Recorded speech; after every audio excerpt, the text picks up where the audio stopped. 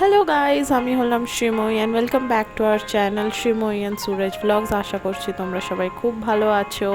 And আজকে আমরা আবার বেরিয়ে পড়েছি আমাদের নেক্সট লোকেশনে ঘুরতে যাওয়ার জন্য।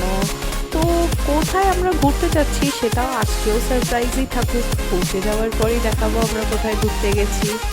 তো আজকে তোমরা দেখতেই পাচ্ছ খুব রোদ উঠেছে, সত্যি মানে খুবই গরম ওয়েদার ছিল, খুবই গরম ওয়েদার ছিল। মানে আমরা জাস্ট বিশ্বাস করতে পারছিলাম না যে সত্যি আমরা গ্যাংটকে আছি, গ্যাংটকেও এত গরম ওয়েদার হতে পারে।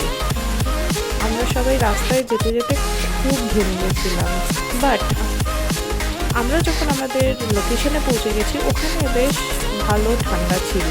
তো এই দেখো আমাদের লোকেশন, টেমি টি গার্ডেন। ওখানে লেখা দেখলেই আই লাভ টেমি। এবার এটা অ্যাকচুয়ালি অনেকটা হাইটে ছিল বলে ওখানে ওয়েদারটা ঠান্ডাই ছিল তাও। তো এখানে আমরা দাঁড়িয়েছি হলো কস্টিউম ভাড়া করতে।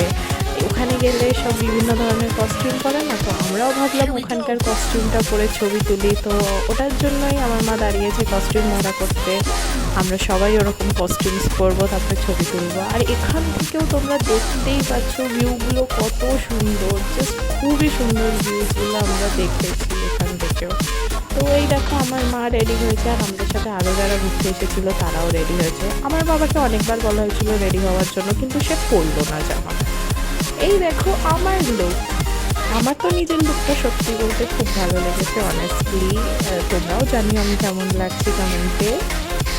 তারপর আমরা চলে এসেছি চারধামে, নামচি।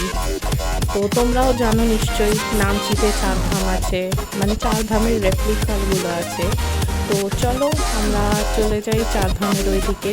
তো চারধাম বলতে তোমরা বোঝোই যেইগুলো হয়, যেটা কি হলো বদ্রীনাথ, তারপরে জগন্নাথ ধাম, তারপরে দ্বারকা, তারপরে রামেশ্বরম। এইগুলোই হলো ইন্ডিয়ার চার ধাম। তো এখানে ওইগুলোরই রেপ্লিকা আছে, আর আমরা সেটাই এখানে দেখতে এসেছি। তো চলো আমাদের সাথে যাওয়া যাক আমাদের স্পটে, চলো। এই দেখো আমরা পৌঁছে গেছি। এটা কোনো ধাম না, এটা হলো একটা মন্দির। ওখানকারই যেই মন্দিরটা চার ধামে গিয়ে যেটা ওখানকার মেন মন্দির, এটা হলো সেটা। দেখতে পাচ্ছ শিব ঠাকুরটা, বিশাল বড় শিব ঠাকুরের মূর্তি ছিল ওটা, বিশাল বড়, মানে খুবই বড় শিব ঠাকুরের মূর্তি ছিল ওটা। তো এটা হলো সেই মন্দিরটা। চলো মন্দিরে যাওয়া যাক। মন্দিরে ঢুকতেই ওখানে শিবলিঙ্গ রাখা ছিল, সবাই ওখানে শিবলিঙ্গর মাথায় জল দিচ্ছিল। আমি দিইনি, কারণ কি অ্যাকচুয়ালি আমরা ব্রেকফাস্ট করে নিয়েছিলাম ওই জামা করে, ব্যবসায় আমি আর দিইনি। এই দেখো আমি আর মাও ঠিক করেছি মাথায়।